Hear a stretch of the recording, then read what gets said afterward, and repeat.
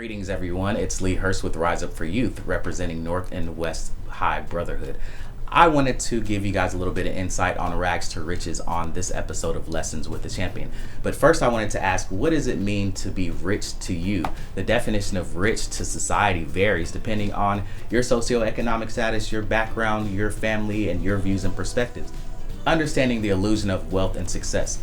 A lot of us in society view being successful or being rich, it means that you've got lots of money, you've got a big house, you've got the nicest car, you've got all the designer labels. And we have to understand that in life, these things are bestowed upon us through marketing and branding and advertising objectives that tell us that this is what richness is and this is what wealth is. So yes, technically, financially, having lots of money, that may mean that you're rich, but what about your spirit? What about your soul? Because you have to understand that richness comes from within. Understanding financial literacy is going to be key to your future, really literally, as far as to potentially going from rags to riches.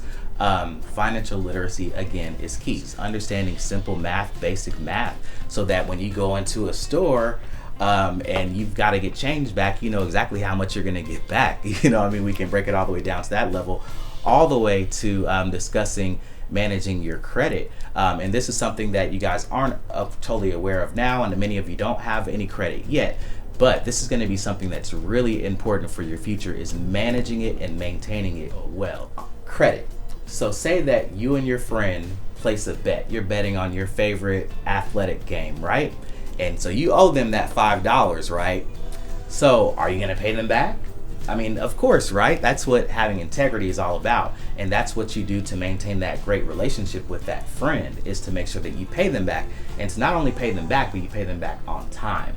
That's literally what credit is all about, but it's on a bigger scale. And so maintaining this credit is what's going to allow you to have financial freedom in the future, because they know the businesses or whatever entity that's going to potentially loan you money knows that you are going to be a person that's going to pay it back. Point 3, saving money. Saving money is really important. It's essential for you right now, even while you're young, to start saving and putting that money aside. I guarantee you, if you start doing so, and you've got a nice savings account, when it comes to something big that you want to do, you want to buy that car, or you want to get that prom dress, or you want to get your hair and nails done for that special night, or whatever it is that you want to do, it's important to make sure that you save to get those big things that you want. So just like how now you would save to buy that pair of shoes that you like, or it's important to make sure that you also keep that mindset to save for the future to get the bigger things that you may want to purchase. Establishing generational wealth. Generational wealth means that you have generated money, you've made money that you're able to pass down to generation to generation. So that means that I've built an empire or business, and the money that I've made has been so vast, and the businesses that I've created have been so great, that I'm able to pass this wealth and the money that I have and my businesses that I have to my children, then my children can pass it on to their children, etc. And the biggest point to be able to create generational wealth is going to be entrepreneurship. When you think of some of the greatest, most richest people in our country and nation, they are all entrepreneurs. They all started literally from rags to riches, such as like Oprah, such as like Steve Jobs. You could even think of like LeBron James, like some of your favorite athletes, all literally started out at the bottom.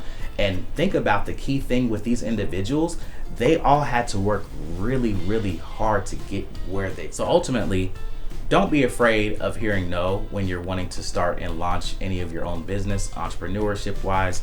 Also, just in whatever you're aspiring to do, understand that you're going to have to start small.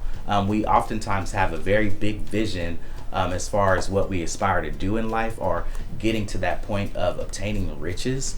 But you have to understand that in order to do so, it takes a lot of steps, it takes a lot of planning, it takes a lot of implementation. That means taking action on the things that you're planning to get to that point of success. But in order to be financially savvy, in order to be able to move forward to obtain the things we want to obtain, again, make sure that you're handling your finances, paying your bills on time, and having a good understanding of who you are in your heart and in your soul and in your spirit, to understand what richness really is to you. Again, Mr. Hurst with Rise Up for Youth, representing North and West High. This has been Lessons with the Champion, and I'm glad that you guys have tuned in, and we're looking forward to you tuning in again next week to get more insight and lessons from your mentors. Thank you. Signing out.